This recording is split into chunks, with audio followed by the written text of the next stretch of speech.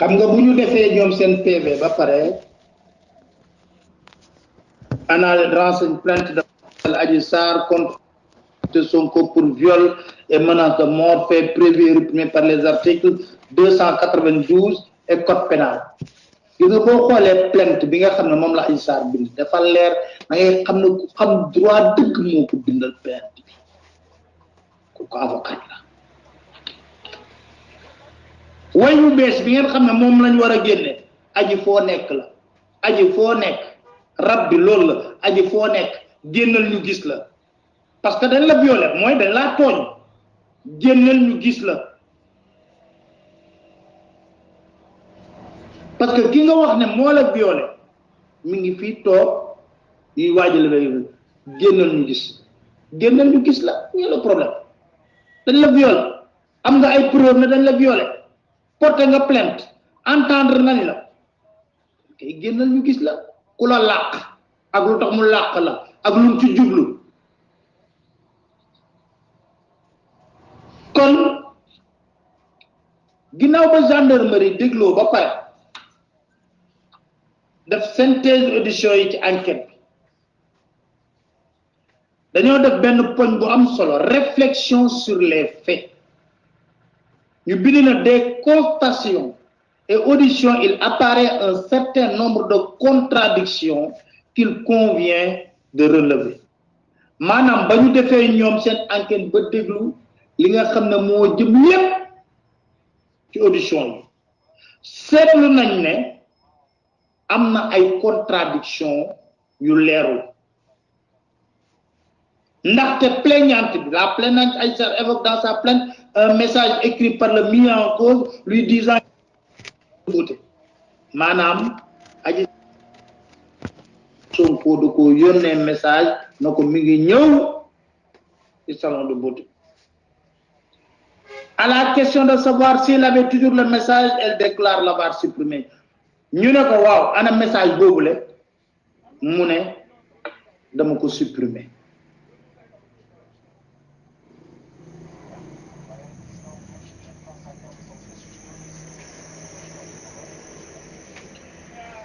mu ne dafa ko supprimer. Gendarmerie nag def na liggéey bu mucc ay def seen liggéey ba mu war mbeng jël procès verbal Adji Sarr ñu ngi nii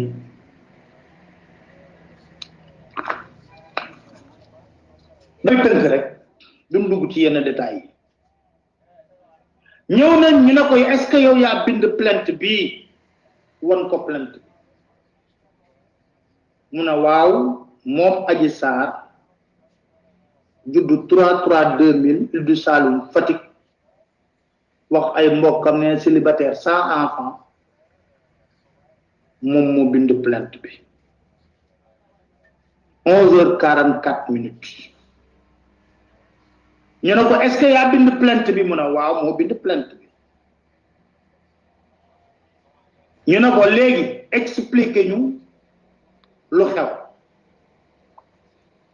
mu ne benn bés Ousmane Sonko dafa ñëw ci cabinet de massage nee na moom moo ubbi buntu bi yam ci président Ousmane Sonko xàmmee ko nee na Sonko dugg ca cabine ba laaj ni yan type de massage la ñuy def mu ne ko dañuy def massage tonifiant sportif 4 mai gommage ak loolu yëpp mu ne mu massé ko ba pare Sonko na ko tonton massage bi pare na mu ne Sonko tontu ko na ko xanaa xàmmee woo ma jigéen ñi bëri bëggoon nañ nekk sa place pour massé moo wax loolu de moo tontu ba pare Sonko ne ko boo deful lu ma bëgg ma dàqlu la ci salon de massage bi soo bëggee téye sa liggéey ak may defal li ma bëgg aji mooy nettali de lii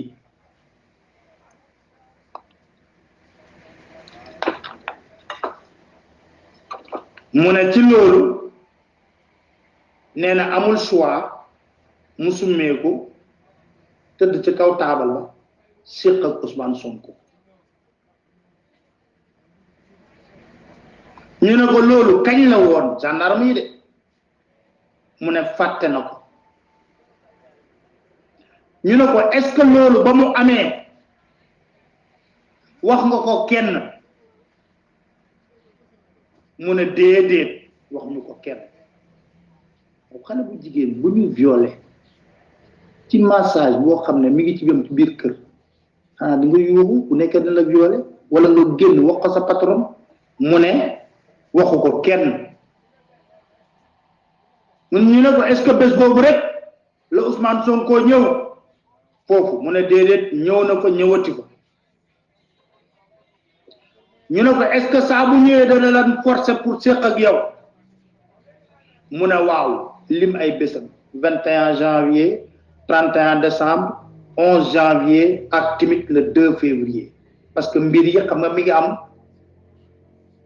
plainte bi mon ñu ne ko est-ce que am na kenn koo xam ne gis na Ousmane Sonko mu dugg wala mu génn mu ne waaw 2 février ku tudd Mama Ba gis na ko ndax sama patron jamono yooyu ma nga woon hôpital waaye xamoon na ne Sonko day ñëw ñu ne ko waaw sa patron est-ce que xamoon na ne Ousmane Sonko day ñëw foofu mu ne waaw xam na ko ñu ne ko est-ce que am nga numéro Ousmane Sonko ñu ne ko est-ce que Ousmane Sonko am na sa numéro film la de ñu ne ko yow est-ce que Ousmane Sonko am na sa numéro mu ne waaw Ousmane Sonko am na sama numéro ñu ne ko est-ce que Ousmane Sonko mas na la contacter mu ne déedéet Ousmane Sonko musuma contacter non il ne l'a jamais fait ñu ne ko est-ce que Ousmane Sonko mas naa tontu téléphone nekk ci biir salon de massage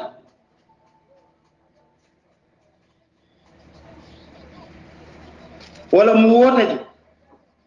mu ne déedéet non il n'est jamais venu avec son téléphone ñu ne ko est-ce que mën nga ñëw wax heure yi nga xam ne moom la Ousmane Sonko doon ñëw foofu la mu ne le 2 février Ousmane Sonko 21h la fa ñëw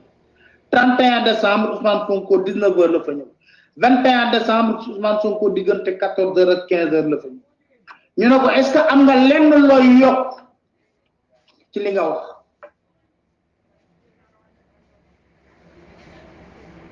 mu ne dinaa ci yokk ne Ousmane Sonko 21h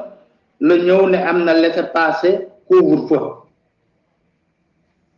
te tamit damay wax ne saa bu ndem séq daawul protégé wu man dama bëgg rek wax leen la xew après ku nekk nag jàngatal boppam foofu lañ ko njëkk a déglu ñu woowaat ko déglu ko di ko dégluwaat bañ ko woo yëpp saa buñ ko woowee suñ ko laajee avocat mu ne soxlawul avocat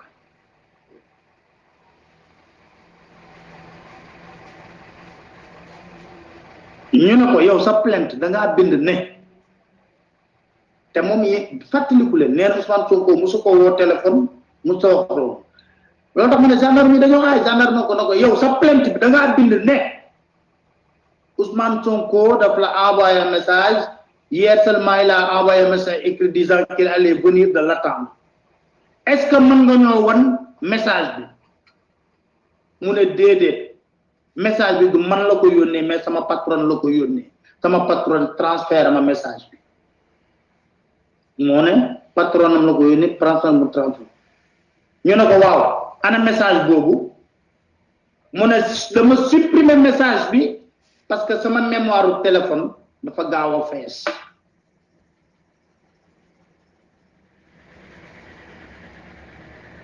ñu ne ko message boobu kan mu ko yónnee keneen pour prouver li ngay wax mu ne ko maa ngi ko yónnee sama benn xarit bu tudd Sidi ñu ne ko est-ce que am nga leneen looy yokku ci li nga wax mu ne amul dara ci lu ma yokk ñu ne ko këyit yaa ngi ni mu signé gendarmerie woowaat Adji Sarr na ko kaay ñu déglu la pour mu gën a leer ñu ne ko le 1er février bi ngay wax ba ngay def massage Ousmane Sonko yak sa benen collègue yéena ko dan massé bu tuddu Aïssata Ba amna wala amul est ce que da nga ne ko ba ngeen koy massé amul ben instant nga ne Aïssata Ba gennal cabine mu ne deug la bañ ko massé ba ci digg bi Sonko moma def signe mané Aïssata Ba gennal ci biti wa ko xamné dañ lay violer kay yow nga am kenn ku mëna tok ci biir kër gi ci biir cabine bi nga xamné duñ la violer loy génné nit ki ci cabine bi déglu leen rek mu ne mom mo ne Aïssata Ba mu génn parce que Sonko moko waxon lool ñu nako wax yow gendarme yi dé dañu taxé nako wa yow nga ne Sonko dalay menacer dalay agresser sexuellement lutax ngay wax te natango masseuse muy génn mu ne Sonko moko def signe nako pour koku génn parce que Sonko daf ko waxon nako li bëss bu amé dina la dakk ñu nako wa yow ko nga liggéey ci biir fi nga xamné modi institut bi dakkon nañ la fa mu ne déedéet moom moo arrêté woon benn jour sa ëllëg sa patron bi woowaat ko ñu ne ko lan nga jote woon ak patron bi ba mu dàq la mu ne dafa am ku ma daan maase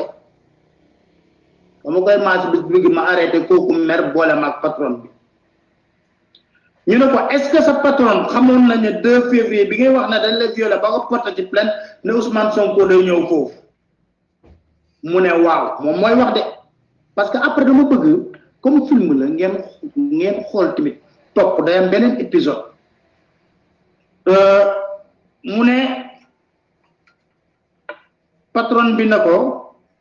mu ne mo tontu ne mu ne waaw patron bi moko waxon nako Ousmane Sonko neena dina ñew lundi waye finalement mardi la ñew ñu nako est ce que am nga lenn loy yok ci li nga wax mu ne déedéet ñu ne ko am këyit gaa ngi nii signé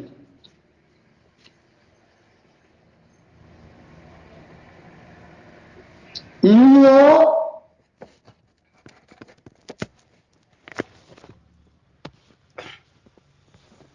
aywa jël nga ko bi ñu auditionné kooku nga xam daal moom moo tumaal viol Ousmane Sonko kàddu yooyu la dëkk gendarmerie des na nag yeneen yëpp incha allah dina ñëw kon aywa ñu déglu leen yooyu en attendant